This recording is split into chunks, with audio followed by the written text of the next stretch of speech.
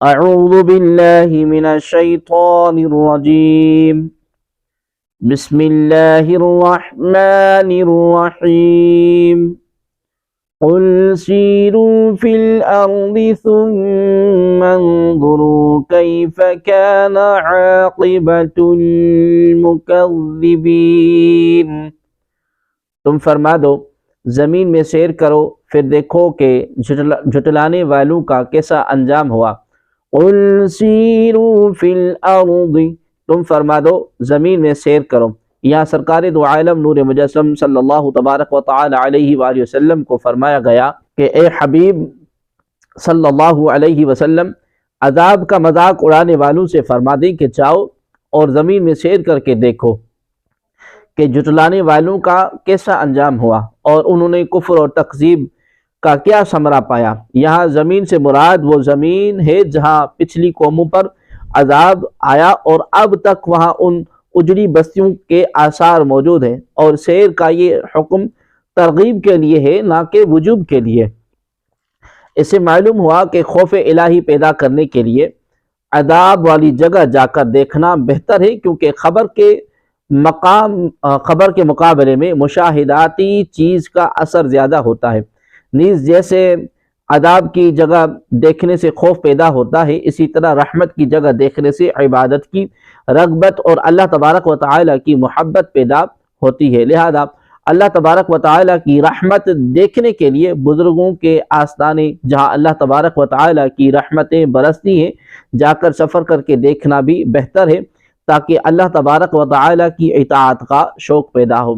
اس آیت سے یہ بھی معلوم ہوا کہ ایمانی قوت حاصل کرنے کے لیے سفر کرنا باعث رحمت ہے، اور اس آیت سے ان لوگوں کا بھی رد ہوتا ہے جو صرف 3 مسجدوں کے علاوہ کسی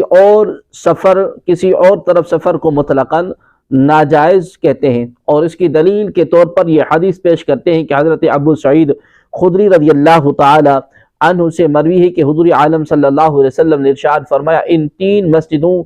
کے سوا کسی کی طرف کجاوے نہ باندھے جائیں: مسجد حرام، مسجد نبوی اور مسجد اقصی۔ اس حدیث کا معنی یہ ہے کہ ان مسجدوں کے علاوہ کسی اور مسجد کی طرف اس لیے سفر کر کے جانا کہ وہاں نماز کا ثواب زیادہ ہے، ممنوع ہے، کیونکہ ان کے علاوہ سب مسجدوں میں نماز پڑھنے کا ثواب برابر ہے۔ اگر اس حدیث کے یہ معنی کیے جائیں کہ ان 3 مسجدوں کے علاوہ کسی اور مسجد کی طرف سفر کرنا حرام ہے، یا ان 3 مسجدوں کے علاوہ کہیں اور سفر کرنا جائز نہیں، تو یہ حدیث قرآن مجید کی اس آیت اور دیگر احادیث کے بھی خلاف ہوگی۔ نیز اس معنی کے حساب سے کہیں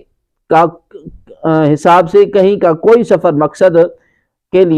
کسی مقصد کے لیے جائز نہ ہوگا، مثلا جہاد، طلب علم،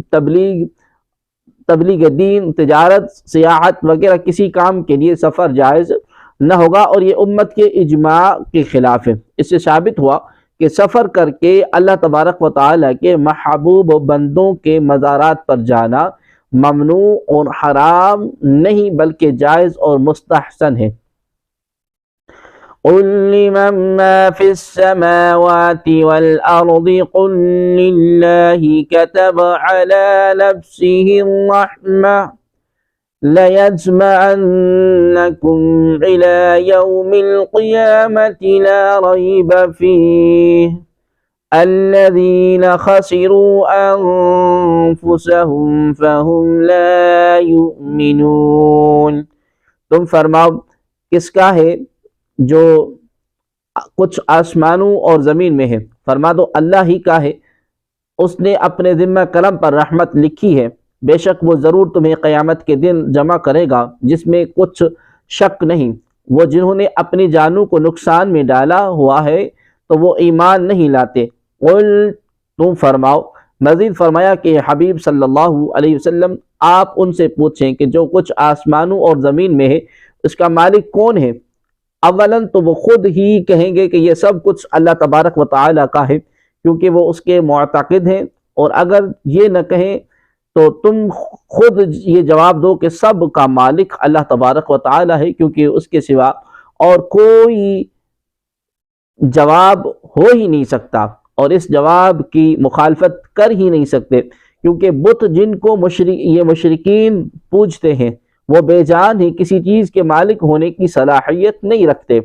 خود دوسروں کے مملوک ہیں، جب آسمان اور زمین کا وہی مالک ہو سکتا ہے جو حی اور قیوم، ازلی اور ابدی، قادر مطلق، ہر شے پر متصرف اور حکمران ہو، تمام چیزیں اس کے پیدا کرنے سے وجود میں آئی ہیں، ایسا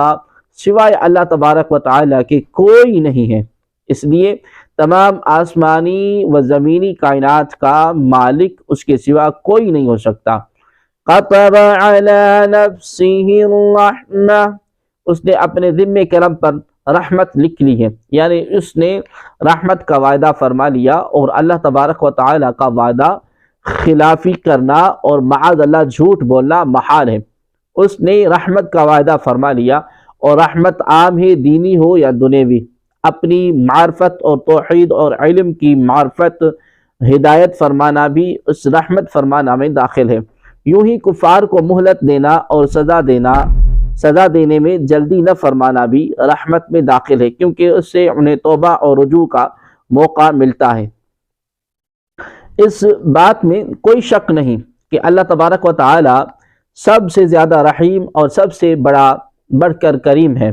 اس کے رحم و کرم کے خزانوں کی کوئی انتہا نہیں، وہ چاہے تو عمر بھر کے گناہ گار کو پل بھر میں بخش دے اور اس کی ساری خطائیں معاف فرما دے، لیکن اس کی وسیع رحمت کو دیکھ کر ایسا نہیں ہونا چاہیے کہ بندہ گناہوں پر بے باک ہو جائے اور اس کی نافرمانی کی پرواہ نہ کرے۔ امام غزالی رحمۃ اللہ تعالی فرماتے ہیں کہ جس کا خلاصہ یہ ہے کہ گناہ گار مومن اس طرح دھوکے میں مبتلا ہیں کہ وہ کہتے ہیں کہ اللہ کریم ہے، مجھے اس کے عفو اور درگزر کی امید ہے، پھر اس بات پر بھروسہ کر کے اعمال سے غافل ہو جاتے ہیں۔ ان کا خیال ہے کہ اللہ تبارک و تعالیٰ کی نعمت وسیع اور رحمت اور کرم عام ہے، اس کی رحمت سمندر کے مقابلے میں بندوں کے گناہوں کی کیا حیثیت ہے۔ تو ہم توحید کو ماننے والے اور مومن ہیں اور ایمان کے وسیلے سے اس کی رحمت کے امیدوار ہیں۔ بعض اوقات ان کے پاس اس امید کی دلیل یہ ہوتی ہے کہ ہمارے باپ داتا نیک لوگ تھے اور ان کا درجہ بلند تھا، جیسے کئی لوگ اپنے نسب کی وجہ سے دھوکے کا شکار ہے، حالانکہ وہ خوف خدا اور تقوی اور پرہیزگاری وغیرہ کے سلسلے میں اپنے آباء و اجداد کی سیرت کے خلاف چلتے ہیں۔ تو گویا ان کا گمان یہ ہے کہ یہ لوگ اللہ کے نزدیک اپنے باپ دادا سے بھی زیادہ معزز ہیں، کیونکہ وہ باپ دادا تو انتہائی درجے کی تقوی کے باوجود خوف زدہ رہتے تھے، اور یہ لوگ انتہائی درجے کے فسق اور فجور کے باوجود بے خوف ہیں۔ یہ اللہ تبارک و تعالیٰ کی ذات پر بہت بڑا دھوکہ ہے۔ اس طرح شیطان اعلیٰ نسب والوں کے دلوں میں یہ بات ڈالتا ہے، جو کسی انسان سے محبت کرتا ہے وہ اس کی اولاد سے بھی محبت کرتا ہے، اور اللہ تبارک و تعالیٰ نے چونکہ تمہارے آباء اجداد سے محبت کی، لہذا وہ تم سے بھی محبت کرتا ہے، اس لیے تمہیں عبادت کرنے کی ضرورت نہیں۔ یہ بھی اللہ تبارک و تعالیٰ کی ذات پر دھوکہ ہے، کیونکہ اللہ تبارک و تعالیٰ کی اطاعت گزار بندے کو اطاعت گزار کو پسند فرماتا ہے اور گناہ گار کو پسند نہیں فرماتا۔ تو جس طرح گناہ گار بیٹے کو برا جاننے کی وجہ سے اس کے فرمانبردار باپ کو برا نہیں جانتا، اسی طرح فرمانبردار باپ کی اطاعت گزاری کی وجہ سے اس کے گناہ گار بیٹے سے محبت بھی نہیں کرتا۔ اگر محبت باپ سے بیٹے کی طرف چلی جاتی تو قریب تھا کہ نفرت بھی سرایت کرتی، جبکہ حق بات یہ ہے کہ کوئی بوجھ اٹھانے والا دوسرے کا بوجھ نہیں اٹھاتا، اور جس شخص کا یہ خیال ہو کہ وہ اپنے باپ کی پرہیزگاری کی وجہ سے نجات پائے گا تو وہ اس آدمی کی طرح ہے جو یہ گمان کرتا ہو کہ باپ کے کھانے سے وہ بھی سیر ہو جائے گا، باپ تو بیٹا بھی سیراب ہو جائے گا، باپ پیے تو بیٹا بھی سیراب ہو جائے گا، باپ کے سیکھنے سے بیٹا بھی عالم ہو جائے گا، اور باپ کعبہ شریف میں پہنچ جائے تو اس کے وہاں پہنچنے سے بھی وہاں پہنچ جائے گا اور کعبہ شریف کو دیکھ لے گا۔ یاد رکھیں کہ تقوی پرہیزگاری اختیار کرنا ہر ایک پر لازم ہے، اور اس میں والد اپنے بیٹے کی طرف سے کفایت نہیں کرتا، اور اس کے برعکس بھی یہی حکم ہے۔ وَلَهُ مَا سَكَنَ فِي اللَّيْلِ وَالنَّهَارِ وَهُوَ السَّمِيعُ الْعَلِيمُ، اور سب کچھ اسی کا ہے جو رات اور دن میں بستا ہے، اور وہی سننے والا جاننے والا ہے۔ وَلَهُ، اور اس کا ہے۔ اسی آیت کا خلاصہ یہ ہے کہ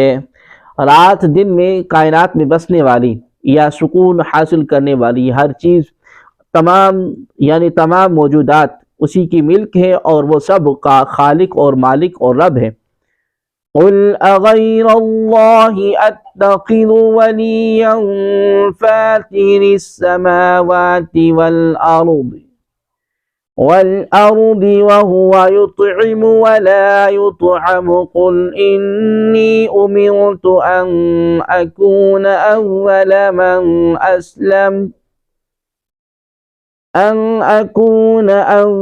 مَنْ أَسْلَمَ وَلَا تَكُونَنَّ مِنَ الْمُشْرِكِينَ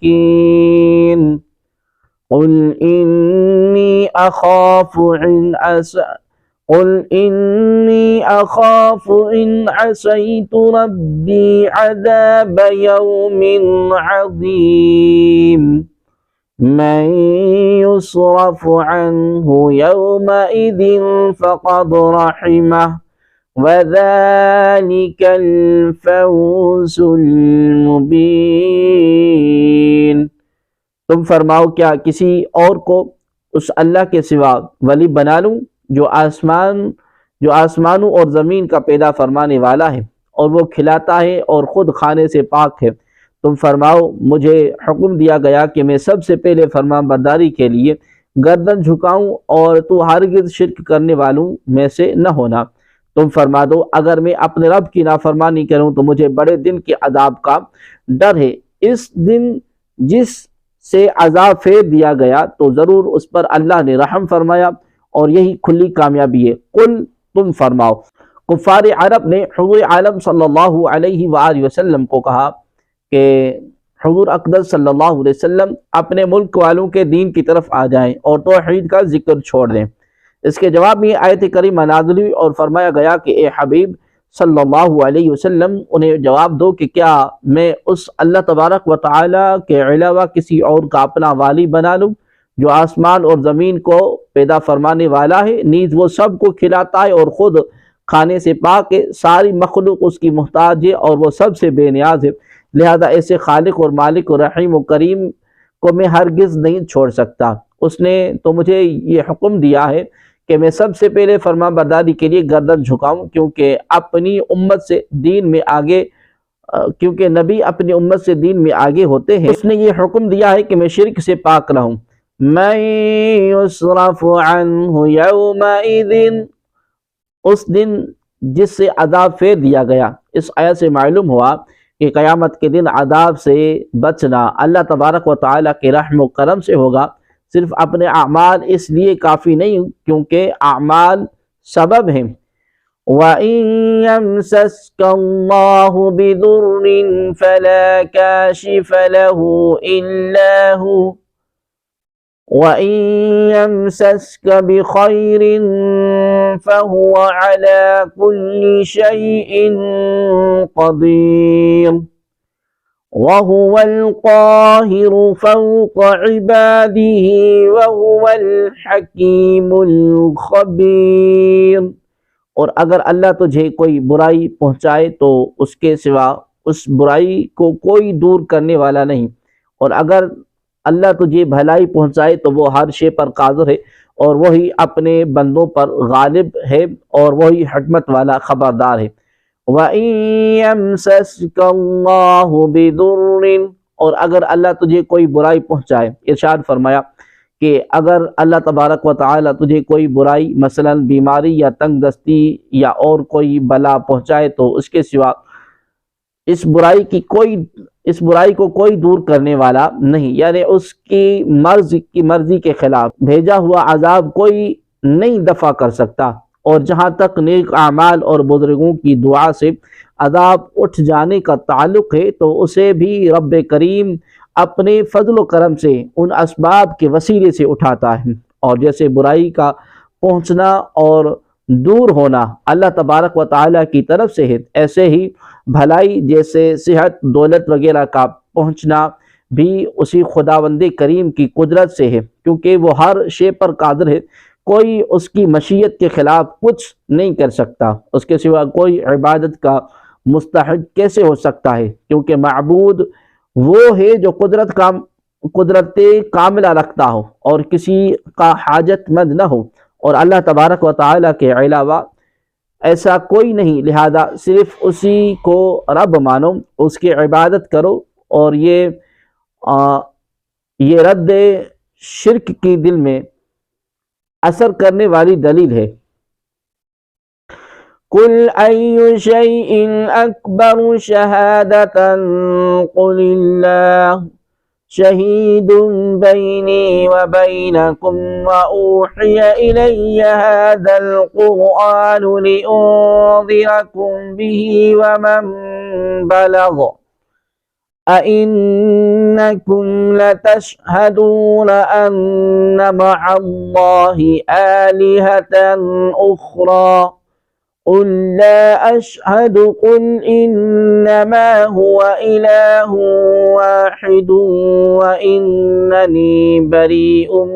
مما تشركون۔ تم فرما دو سب سے بڑی گواہی کس کی ہے؟ فرما دو کہ میرے اور تمہارے درمیان اللہ گواہ ہے، اور میری طرف اس قرآن کی وحی کی گئی ہے تاکہ میں اس کے ذریعے تمہیں اور جن کو یہ پہنچے انہیں ڈراؤں۔ کیا تم یہ گواہی دیتے ہو کہ اللہ کے ساتھ دوسرے معبود بھی ہیں؟ تم فرماؤ کہ میں یہ گواہی نہیں دیتا، تم فرماؤ کہ وہ تو ایک معبود ہے، اور میں ان سے بیدار ہوں جنہیں تم اللہ کا شریک ٹھہراتے ہو۔ ای شیء اکبر شہادہ، سب سے بڑی گواہی کس کی ہے؟ اس آیت کا شان نزول یہ ہے کہ اہل مکہ نبی کریم صلی اللہ علیہ وسلم سے کہنے لگے کہ اے محمد صلی اللہ علیہ وسلم، ہمیں کوئی ایسا دکھائیے جو آپ صلی اللہ علیہ وسلم کی رسالت کی گواہی دیتا ہو۔ اس پر یہ آیت کریمہ نازل ہوئی جس میں فرمایا گیا کہ اللہ تبارک و تعالی میرا گواہ ہے، اور سب سے بڑا گواہ وہی ہے۔ اللہ تبارک و تعالی نے حضور عالم صلی اللہ علیہ وسلم کی گواہی کئی طرح دی ہے۔ ایک یہ کہ خاص بندوں سے گواہی دلوائی، دوسری یہ کہ آپ کریم صلی اللہ علیہ وسلم پر جو کلام اتارا اس میں آپ کریم صلی اللہ علیہ وسلم کی نبوت کا اعلان فرمایا، تیسرے یہ کہ آپ کریم صلی اللہ علیہ وسلم کو بہت سے معجزات عطا فرمائے۔ یہ سب رب تبارک و تعالی کی گواہیاں ہیں۔ اس سے معلوم ہوا کہ اللہ کی گواہی دینا سنت رسول اللہ ہے، اور حضور عالم صلی اللہ علیہ وسلم کی گواہی دینا سنت خدا ہے۔ ہمارے آقا کریم صلی اللہ علیہ وسلم کا گواہ خود رب العالمین ہے، اور کلمہ شہادت میں دونوں گواہیاں جمع فرما دی گئیں۔ سبحان اللہ۔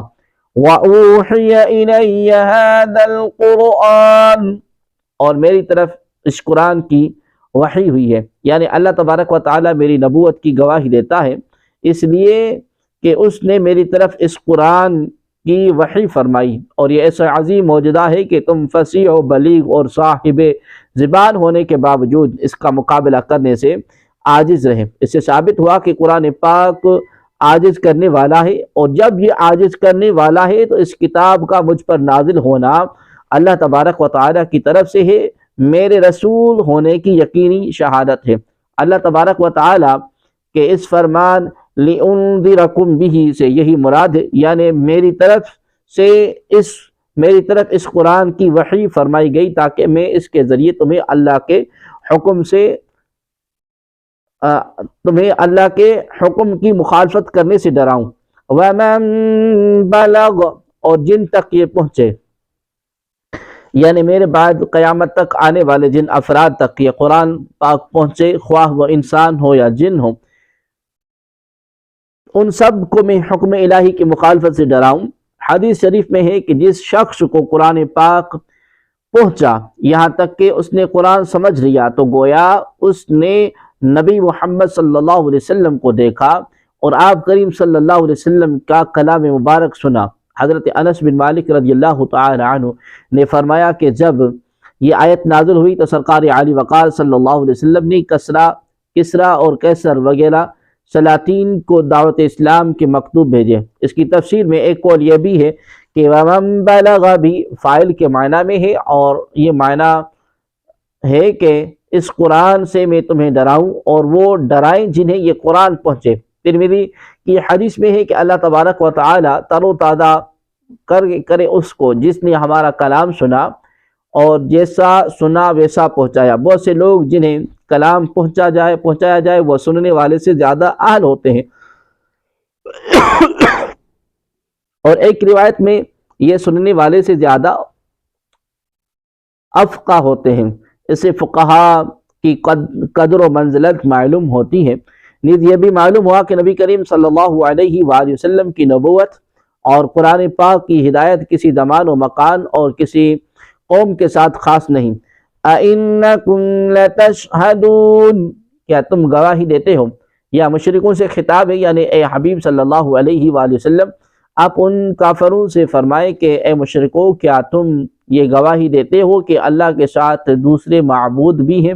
اے حبیب اکرم صلی اللہ علیہ وسلم تم فرماؤ کہ میں یہ گواہی نہیں دیتا، بلکہ تم فرماؤ کہ وہ تو ایک معبود ہے، اور میں ان جھوٹے خداؤں سے بیدار ہوں جنہیں تم اللہ کا شریک ٹھہراتے ہو۔ اس آیت سے یہ ثابت ہوا کہ جو شخص اسلام لائے اس کو چاہیے کہ توحید و رسالت کی شہادت کے ساتھ اسلام کے ہر مخالف عقیدہ و دین سے بیداری کا اظہار کرے، بلکہ تمام بے دینوں سے دور رہے اور کفر و شرک اور گناہ سے بیدار رہے۔ بلکہ مومن کو چاہیے کہ اپنی سیرت گفتار سے اپنے ایمان کا اعلان کریں۔ الذين آتيناهم الكتاب يعرفونه كما يعرفون أبناءهم الذين خسروا أنفسهم فهم لا يؤمنون۔ وہ لوگ جنہیں ہم نے کتاب عطا فرمائی وہ اس نبی کو ایسے پہچانتے ہیں جیسے اپنے بیٹوں کو پہچانتے ہیں، لیکن جو اپنی جانوں کو نقصان میں ڈالنے والے ہیں تو وہ ایمان نہیں لاتے۔ الذین آتیناہم الکتاب، جنہیں ہم نے کتاب عطا فرمائی، یعنی یہودیوں اور عیسائیوں کے علماء جنہوں نے توریت اور انجیل پائی، وہ سرور عالی وقار صلی اللہ علیہ وسلم کی حلی مبارک اور آپ کریم صلی اللہ علیہ وسلم کی نعت و صفت سے جو ان کتابوں میں مذکور ہے، تاجدار رسالت صلی اللہ علیہ وسلم کو ایسے پہچانتے ہیں جیسے اپنے بیٹوں کو پہچانتے ہیں، یعنی جیسے اولاد کے اولاد ہونے میں شبہ نہیں، اسی طرح حضور عالی وقار صلی اللہ علیہ وسلم کے نبی ہونے میں انہیں شبہ نہیں۔ چنانچہ اس کا ثبوت اس روایت سے بھی ملتا ہے کہ اسلام قبول کرنے کے بعد حضرت سیدنا عمر فاروق رضی اللہ تعالی عنہ نے یہی آیت حضرت عبداللہ بن سلام رضی اللہ تعالی عنہ کے سامنے پڑھ کر حضور عالم صلی اللہ علیہ وسلم کو پہچاننے کی صورت پوچھی تو انہوں نے فرمایا میں نے جیسے رسول اللہ صلی اللہ علیہ وسلم کا دیدار کیا تو انہیں پہچان گیا، بلکہ اپنے بیٹے کے مقابلے میں انہیں زیادہ جلدی پہچان گیا۔ میں اس بات کی گواہی دے سکتا ہوں کہ رسول اللہ صلی اللہ علیہ وسلم سچے رسول ہیں، لیکن عورتوں نے کیا کیا وہ میں نہیں جانتا، یعنی ہو سکتا ہے کہ انہوں نے میرے پیچھے کوئی خیانت کر لی ہو اور یہ بیٹا میرا نہ ہو، لیکن رسول اللہ صلی اللہ علیہ وسلم کے سچے ہونے میں مجھے کسی قسم کا شبہ نہیں ہو سکتا۔ تفسیر بغوی میں پہچاننے کی صورت یہ لکھی ہے کہ جیسے اپنے بیٹے کو دیگر بچوں کے درمیان پہچان لیتے ہیں کہ آدمی ہزاروں میں اپنے بیٹے کو بلا تردد پہچان لیتا ہے، ایسے ہی یہ لوگ سرور عالی وقار صلی اللہ علیہ وسلم کو پہچانتے ہیں، لیکن ان میں جو اپنی جانوں کے خسارے میں ڈالنے والے ہیں تو وہ ایمان نہیں لاتے۔ یہودیوں کا ایمان نہ لانا حسد کی وجہ سے تھا۔ اس سے معلوم ہوا کہ حسد کے ہوتے ہوئے کسی کی خوبی تسلیم کرنا بڑی مشکل ہوتا ہے۔ اس آیت سے یہ اہم مسئلہ معلوم ہوا کہ سرور عالی وقار صلی اللہ علیہ وسلم کو جاننا پہچاننا ایمان نہیں بلکہ انہیں ماننا ایمان ہے۔